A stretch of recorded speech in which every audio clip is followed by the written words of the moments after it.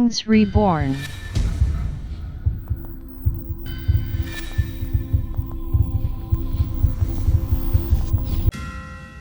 Waouh!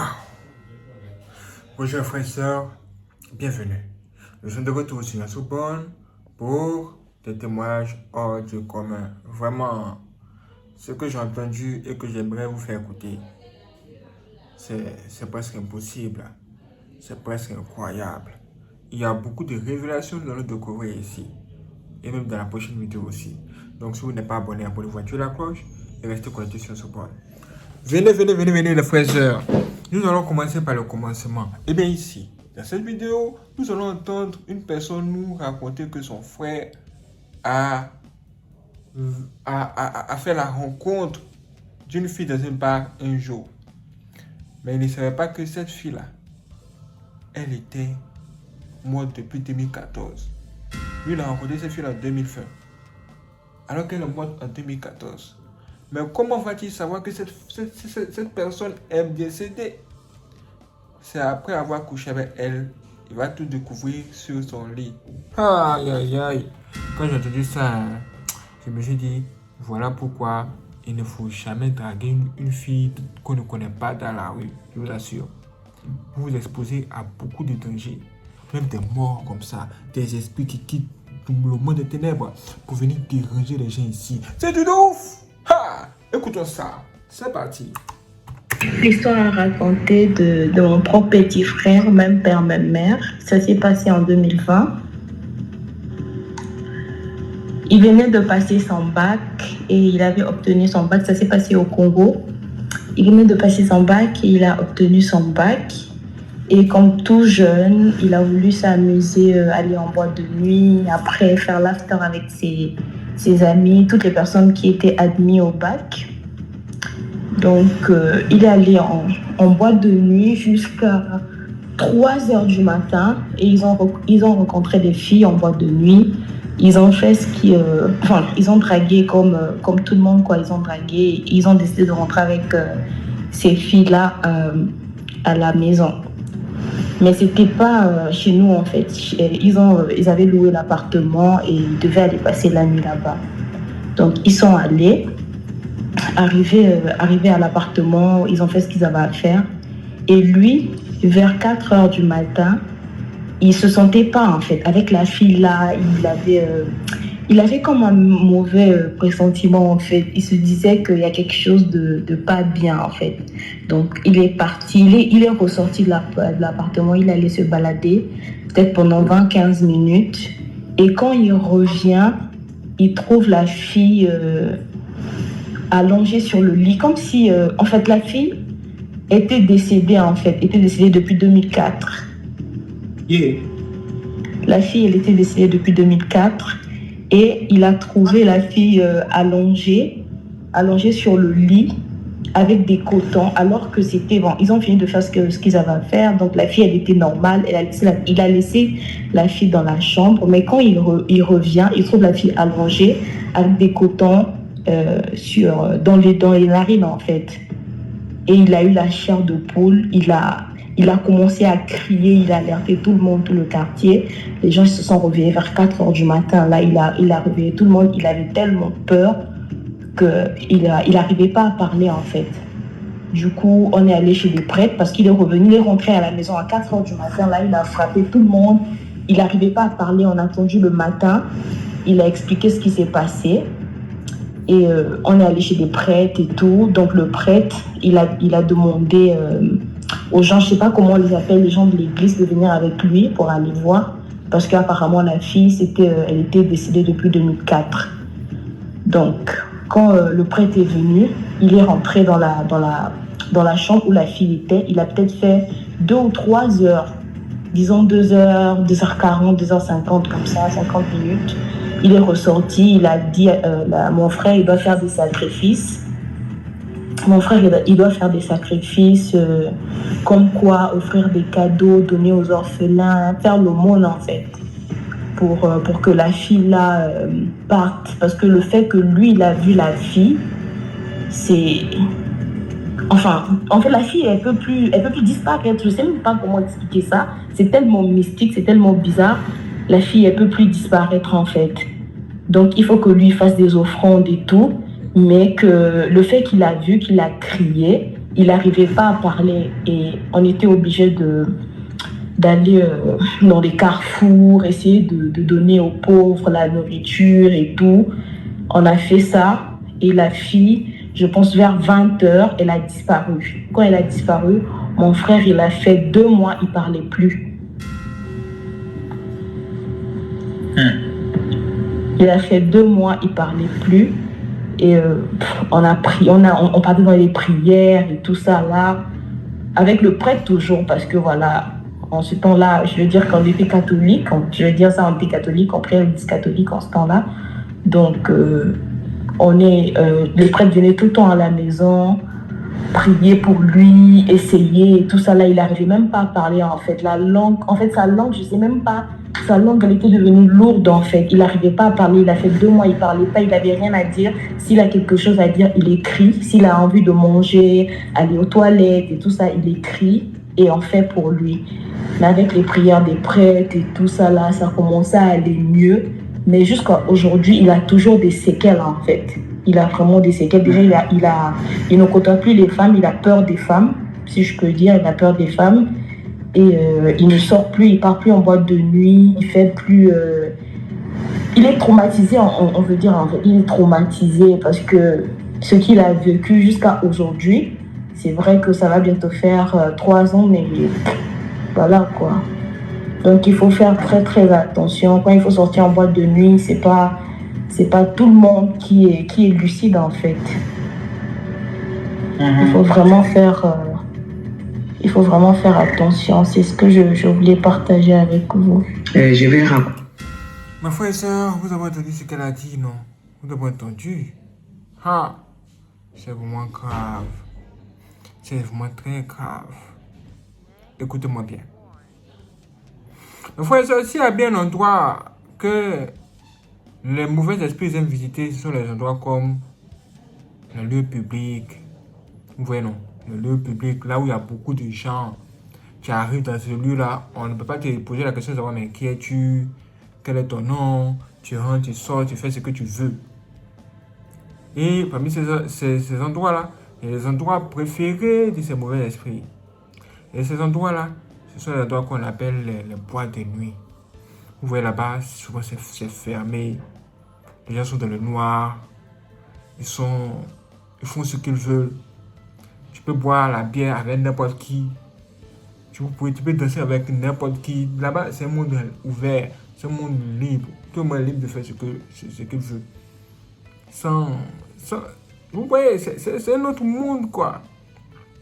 Et même quand vous êtes un vrai enfant de Dieu et que vous voulez entrer dans de tels endroits, le Saint-Esprit vous dit déjà à la porte, ah, moi je ne rentre pas avec toi, je reste ici. Quand tu vas sortir là, en partie, c'est-à-dire le Saint-Esprit ne peut pas vous suivre jusqu'à dans un tel endroit. Parce que si c'était, il y a des lieux qui appartiennent déjà au diable. Peu importe votre force spirituelle, n'y allez pas. Sinon le diable va dire, mais qu'est-ce que tu es venu chercher chez moi? Le diable va dire, mais qu'est-ce qu'il y a? Qu'est-ce que tu es venu chercher dans ma chambre? Et oui, c'est pourquoi vous demandez d'être très prudent. Même quand vous êtes dans les maquis, vous êtes comme vous voulez. Vous êtes comme vous voulez. Tant que vous êtes bien habillé, que vous avez l'argent pour acheter les pierres, les trucs, tout, on vous laisse entrer. On peut même chanter votre nom. Le DJ peut chanter votre nom. Même si vous êtes un revenant, lui, ils sont fous. Ils sont fous. Ils ne savent pas si c'est un revenant qui est là ou bien c'est qui. Lui, ils chantent le nom de la personne. C'est la réalité. Et c'est ce qui se passe. C'est pourquoi il faut être très prudent. Même quand vous êtes dehors en train de marcher, ceux qui passent à côté de vous, les gens qui vous dépassent, souvent vous faites des rencontres bizarres, mais vous ne le savez pas. Parce que les gens que vous appelez les revenants là, quand ces démons là quittent le monde éternel, ils prennent le corps des gens qui sont morts pour venir de ce monde. Ils arrivent dans ce monde habillés comme nous. Ils sont exactement comme nous. Ils sont vraiment comme nous. Tout est simple, comme ce que vous avez l'habitude de voir. Vous n'allez pas vous douter qu'il y a quelque chose qui se cache derrière ce que vous êtes en train de ressentir. Parce que quand ces gens-là passent à côté de vous, vous ressentez la chair de poule. Vous avez la chair de poule. D'après les témoignages de ceux qui ont déjà vécu telles expériences. Mais c'est une chose terrible qui existe. Et ces gens-là peuvent même vous demander l'heure. C'est-à-dire, un revenant peut venir vous demander l'heure. Ah, mon ami, c'est comment? C'est quelle heure est-il? Oh, tu as lui donné l'heure. C'est Dieu qui nous protège. Mais nous, ne donnons pas accès au diable. Ne donnons pas accès au diable. Quand Dieu nous dit ne donnez pas accès au diable, c'est quoi? C'est comme ce gars-là. Lui, il allait voir la fille, il ne sait pas que c'est le diable qui est là. Et il va la briquer. Il va la draguer. Il va l'aborder. Qu'est-ce qu'elle va faire? Elle va rien faire. Elle dit que c'est toi-même qui es venu chercher ton problème. Donc, il faut prendre ton problème. Prends ta joie. Prends ton problème. Et oui. Donc, elle va le suivre. Tout ce qu'il va lui demander de faire, elle va le faire. Tout, elle va le faire. Comme un être humain. Mais la réalité, c'est que c'est un démon qui est là, dans ce corps. Le démon a pris le corps d'une personne qui est morte pour venir tourmenter les gens ici, embrouiller l'esprit des gens sur la terre. Le savez-vous? Savez-vous que ça existe? En tout cas, si vous ne savez pas que ça existe, maintenant vous le savez. Faites très attention. Arrêtez de draguer les filles en désordre. Vous voyez les filles à gauche, à droite, vous les draguez, vous couchez avec elles. Vous voyez les filles de l'autre côté là-bas, vous les draguez, vous couchez avec elles. Un jour là, vous allez rencontrer un mauvais esprit en balade. Et ce jour là, ça sera fini pour vous. Faites très attention. Maintenant, nous allons écouter un deuxième témoignage. Le témoignage d'une femme qui a vécu des choses terribles qu'elle a besoin de nous expliquer en détail. Écoutons-la, c'est parti. Conter une histoire que j'ai vécue personnellement. Bon, c'est toujours dans le cadre de l'éducation, en fait, et je suis enseignante. Bon, mon premier poste d'affectation, on m'envoie dans une ville où je vais taire le nom de la ville.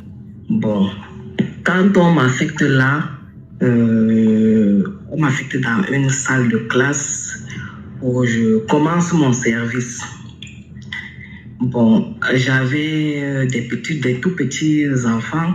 Et l'âge était environ de 7 à 8 ans.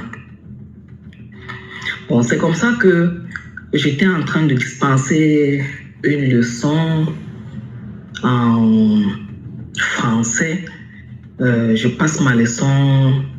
Elle était là, donc elle n'écrit pas. Une petite fille, parmi les élèves, il y avait une petite fille de 8 ans qui n'écrivait pas pendant que je travaillais. Je donne l'exercice, elle ne travaille pas. Je corrige même, elle ne prend pas la correction. Bon, quand je me rends compte, je la fais passer devant. Quand je la fais passer devant, je commence à la gronder que pourquoi tu ne veux pas travailler comme tes camarades. Voilà, tes camarades ont déjà travaillé jusqu'à donner des réponses et tout. Toi, tu ne veux pas travailler, pourquoi? Je lui demande de se mettre à genoux et je la punis. Bon, quand je la punis, je continue entre-temps à travailler. Je continue à travailler, je la laisse quelque temps là. Après, je lui redemande d'aller s'asseoir à sa place. Quand elle passe s'asseoir à sa place, elle dit. Et là où j'étais, les enfants étaient vraiment éveillés. Elle parle, elle dit à ses camarades de classe que dès que la maîtresse va partir, je vais la suivre chez elle. Quand je vais la suivre, je vais repartir chez elle la nuit. Quand je vais aller chez... Oui, c'est ce qu'elle dit. Quand je vais aller chez elle dans la nuit, je vais retirer son cœur.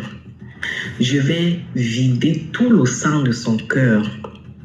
Et quand j'aurai terminé de vider tout le sang du cœur de la maîtresse, je vais brûler son cœur. Et quand je vais brûler son cœur, je vais jeter les cendres de son cœur dans la brousse. Elle a donné le nom de la brousse. Une petite fille, elle avait 8 ans. Et les enfants là sont éveillés. Je vous assure, les enfants ont répété mot pour mot. Ces deux camarades qui étaient assises près d'elle ont répété mot pour mot ce que la petite là a dit. Quand j'ai entendu ça, j'ai dit non, ça ce n'est pas normal. Un enfant de cet âge ne peut pas prononcer des mots pareils. Je vous assure, j'ai eu la chair de poule. Je ne savais pas quoi faire. Bon, j'ai déposé la craie et tout. J'ai demandé que toute la classe reste tranquille. Je suis allé trouver ma collègue d'à côté. J'ai expliqué. Elle m'a dit non, ça c'est pas normal. Ça c'est mauvais, c'est pas bon. Il faut qu'on rencontre à notre chef. On a rendu compte à notre chef. On a expliqué tout. Bon, on a fait venir les parents de l'enfant, que voilà, on a puni votre fille et la fille a fait des menaces à sa maîtresse. Qu'est-ce qui se passe? Votre fille fait des menaces comme ça, elle est sorcière. Les parents disent que eux, ils ne comprennent pas.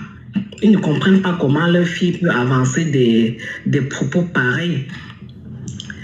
C'est comme ça qu'on demande maintenant à l'intéressée elle-même, on demande à la petite fille, on n'appelle pas son nom, on demande que tu as déjà bu le sang humain. Elle dit non. Elle dit non. Le chef continue encore, monsieur le directeur continue encore, il demande, il dit on le laisse, il va s'exprimer avec l'enfant. Il demande encore une fois de plus. C'est à quel goût? C'est sucré? Elle dit non. C'est amer? Elle dit non. On dit c'est comment alors? Elle dit c'est comme ça. C'est comme ça qu'elle répond. Elle dit c'est comme ça. Quand elle a répondu comme ça, ses parents ont commencé à pleurer. Ils ont commencé à pleurer, qu'ils ne savent pas ce qu'ils vont faire. Ils sont dépassés. Eux, ils ne connaissent pas la sorcellerie dans leur famille et tout. Ils ne savent pas. Ils ont pris peur. Maintenant, on m'a demandé à moi qu'est-ce que je vais faire, parce que si on chasse l'enfant de l'école là, elle ne pourra plus fréquenter dans toutes les écoles publiques de la ville. Donc elle sera carrément radiée. Donc j'ai terminé l'année scolaire avec elle et je me suis mise à en prier et tout. Et je ne vous dis pas, la nuit même de ce jour où elle m'avait fait les ménages, je vous assure que toute la nuit, j'ai passé la nuit blanche jusqu'au matin. Tellement j'avais peur. Tellement j'avais peur. Même comme on avait déjà fait les menaces à cette famille, je vous assure, dans la nuit, je tremblais. Je tremblais quand même, je tremblais. Je priais jusqu'au matin, j'ai passé la nuit comme ça. Effectivement, c'était à peu près toujours une histoire pareille qui m'est arrivée. Vraiment, j'ai eu vraiment un mauvais souvenir, mais j'ai très bien passé. J'ai bien terminé l'année avec cette petite. Elle est même passée en classe supérieure. On avait l'œil sur eux et ses parents la faisaient suivre par les prêtres exorcistes. Donc, elle se faisait faire l'église. Donc, c'est comme ça. Donc, c'est comme ça que s'est terminée cette histoire. Et on m'a affecté l'année suivante. Donc, j'ai pu continuer là-bas. Vous avez entendu ça? Ça, c'est vraiment extraordinaire. C'est ce qu'on appelle la sorcellerie. Waouh, c'est extraordinaire. Merci les frères et sœurs de regarder cette vidéo. Si vous n'êtes pas abonné, abonnez-vous, activez la cloche. Et n'hésitez pas à partager cette vidéo à tous vos amis. Et si vous voulez faire des dons pour soutenir notre bande, dans la description, je trouve un lien où vous aurez nos informations bancaires pour faire les virements bancaires ou bien vous pouvez faire les dons via PayPal. Dans la description, je trouve aussi un autre lien. Et vous avez aussi la possibilité de faire des dons directement via YouTube Super Things. Encore merci. Juste en dessous de cette vidéo se trouve. Merci. Quand vous cliquez là-dessus, vous suivez les instructions. C'est extraordinaire. Merci à toutes les personnes qui vont nous soutenir. Wow. Et si ce vous donne compte de vos prochaines vidéos, soyez prêts.